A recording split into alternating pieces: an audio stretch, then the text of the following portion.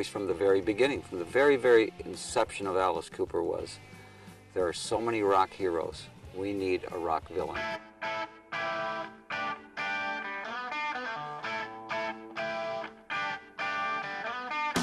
I want to be the rock villain. I want to be the personified Captain Hook of rock. I don't want to be Peter Pan. I don't want to be the guy that unties the girl from the railroad track. I want to be Snidely Whiplash. I want to be the guy that wants the rent money. You know, I want to be the guy that is the dark force on the thing. But I wanted Alice to also to have a sense of humor. I wanted Alice to have a very funny sense of humor. Captain Hook had a great sense of humor, I thought. He was the heart of the whole cartoon. The Joker was the heart of the Batman movie. I mean, if you almost look at every good movie, the villain gets all the good lines.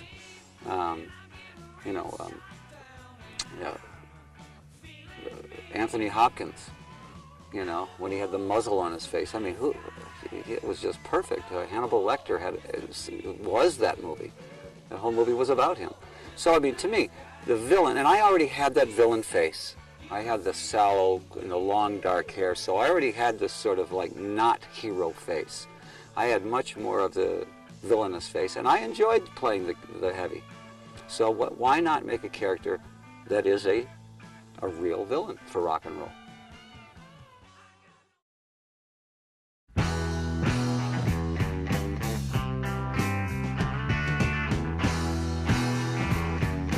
The name Alice Cooper was very spontaneous. It was like we sat around a table one night. I remember it so distinctly. We were called the Nazz then, and we decided, you know, we had to have another name. We just needed another name, something that was going to really make an imprint on people, you know. And I said, you know, what if it was just like, you know, something that's not like the Husky Baby Sandwich or something like that that's going on. What if we were like Alice Cooper? That was the first name I thought of. Came out of nowhere. I could have said Mary Thompson. I could have said Brenda Ferguson, whatever. But Alice Cooper was the first name that came out. Later on, it had a flow to it. Baby Jane, Lizzie Borden, Alice Cooper. It had a rhythm to it that actually did have a little bit of a bizarre sort of negative thing to it. You know, I think that we fashioned a lot of Alice Cooper under the Bette Davis character in Whatever Happened to Baby Jane.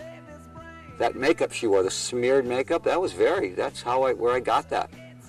You know, it was sort of half Barbarella. I kind of fashioned Alice sort of after the Black Queen in Barbarella and Bette Davis in Whatever Happened to Baby Jane. And because there was something just so creepy about her and something so sexy about the Black Queen, and then we put them both together, and there's, you know, then you really have something odd. Well, you know, Alice was a combination of everything. I grew up on television. I grew up in the movies. My heroes were celluloid. My heroes were always, you know, bigger than life characters. There's parts of Wile E. Coyote in Alice. There's parts of Dracula. There's parts of Zorro. There's the swashbuckling part of Zorro I always wanted in Alice. It's still in the show. You know, I still have the rapier sword, and I can look like Zorro for a little while. You know, to me, there's that dark mystery about Alice that I enjoy. You know, and I think the great thing about him is that he is a lot of characters wrapped up into one. We made the character very specific. We didn't make him ambiguous. We made him a character that was like, this guy is not like anybody. He's not like Jim Morrison. He's not like Mick Jagger. Alice Cooper comes up out of a puff of smoke on stage, and he's there, and suddenly the audience feels him. They don't just see him, they feel him, you know. And there was something about this sort of like, you didn't want to get too close to him, but you were fascinated by him.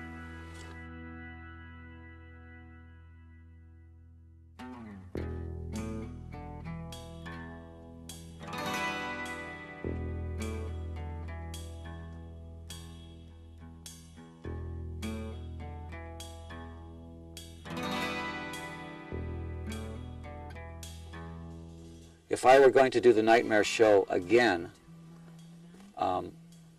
it would be different. It would definitely be different. I would have lost, if you have to remember, I was an alcoholic during that. And some of the character of Alice at that time was a very sort of almost, Alice was almost kind of a sympathetic character. A lot of the alcohol was showing up in the fact that he was a little beaten down, he was tired, he was a little bit ragged. That I have nothing against that character. That part of Alice was great.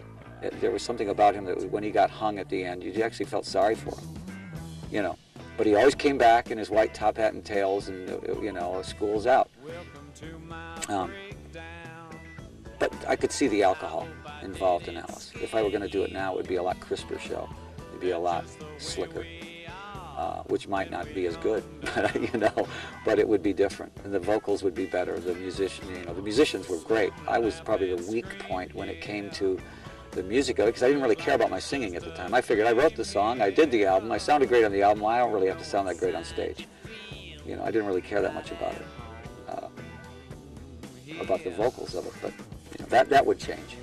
A minute ago, are you now Vince or Alice? I'm about in the middle right now. I'm not really drunk enough to be Alice. I'm sort of a midway Alice.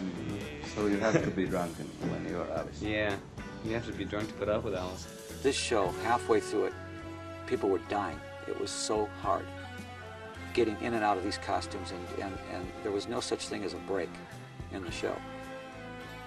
And so when I look back at the show, I remember how exhausting it was. It was about, I don't know if it was 2 hours, it was an hour and 45 minutes or something, but it seemed like it was 5 hours, the show did.